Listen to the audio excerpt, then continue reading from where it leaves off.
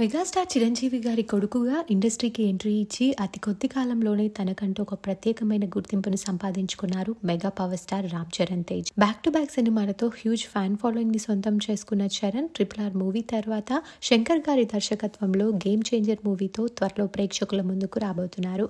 అయితే రామ్ చరణ్ కి 2023 చాలా స్పెషల్ అని చెప్పొచ్చు. ఎందుకంటే ఈ ఇయర్ తన లైఫ్ లోకి లిటిల్ ప్రిన్సెస్ వచ్చేసింది. పెళ్ళయి 11 సంవత్సరాల తర్వాత రామ్ చరణ్ ఉపాసన పన్నంటి ఆడబిడ్డకి వెల్కమ్ చెప్పారు. పాపకి క్లింకారా అని నామకరణం చేశారు. అయితే పాప పుట్టి 6 నెలలు అవుతున్నా చరణ్ పాపతో కలిసి ఉన్న ఫొటోస్ పెద్దగా బయటికి రాలేదు.